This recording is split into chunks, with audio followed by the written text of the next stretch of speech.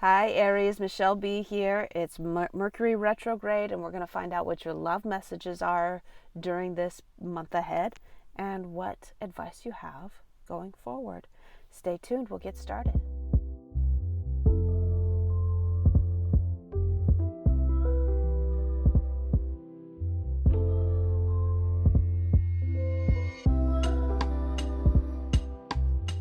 Okay, Aries, let's find out what you need to know when it comes to love messages for you for your Mercury retrograde period. Like, what does that mean, Mercury retrograde? It's just like when Mercury, it looks to us from the ground, it looks like it's going backwards, but there's like, we notice patterns and behaviors from people, and it's like people start thinking about stuff that happened in the past. People have a hard time communicating clearly. There's like this dynamic that happens between individuals, especially when it comes to logic and communications. Okay. And so that's why we call it that. And it happens once every 3 months. So it's not really that big of a deal. No, I mean, like, the sky's not going to fall. But what are your messages during that time? All right. Here I am in Charlie Bird, my little traveling truck. And we parked at a lovely park here on Memorial Day. The Strength card wanted to come out. What else have we got here? Oh, Three of Swords. Strength card and the Three of Swords. This is a battle of the egos. And your feelings are hurt because somebody else has chosen their ego over you, over your feelings, over your sensibilities. And really, I mean, really, when our heart is broken, it's because our ego is broken, because our souls, our higher self, our souls are not injured because someone else isn't going to want to be with us or because someone else cheated on us. That's a really, like, if you're in a relationship right now, this may not necessarily resonate with you. I got to get that out there. This message is not for all Aries. If you know that it's for you, it's for you. If you know that it's not, that's okay. There are other messages that I have posted on a regular basis, relationship messages in my playlist on my channel, and they're all timeless. All right. But if this is resonating with you right now, particularly about concerns about third parties, cheating, things like that, it's not gonna hurt you're not gonna be injured emotionally if you bring your higher self into the situation. Your higher self is looking at you and being like, you are love, you are the universe. And it's looking at the other parties and being like, you are love, you are the universe, all of you deserve to be happy. And so when you do that from the point of view of the soul, of the higher self, there's no such thing as heartbreak. There is only love. Well, that sounds all fine and dandy, Michele, but they cheated on me and it hurt.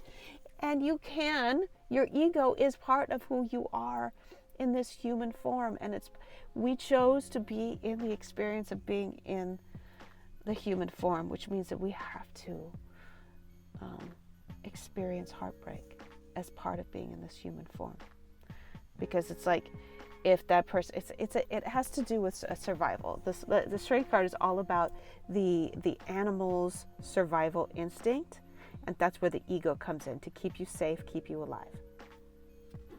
Okay. And so we were taught that if our partner, if somebody that we really cares about, is involved with someone else, that means that's less for us, and that's where we hurt. So we're keeping all of this in mind, and we're going, okay, it's okay to be in pain. It's okay to hurt, right? Comfort yourself. But at some point, after you've let it go on for a couple weeks, and it's like, you realize at some point you're okay most of the time. It's only when you think about it that it hurts. It's like, then you start getting pissed. Then you start feeling that pain right there. See that pain right there? Let's get some advice for you, sweetie. It's like you realize that after a while, you realize the only time it hurts is when you think about it. And then you have to go, oh, look at that. Look at that. So it's doubling the message that I've been speaking to you. If you notice that the only time it hurts is when you think about it, then you are inflicting the pain on yourself and they're not inflicting it on you anymore. You're doing it to yourself.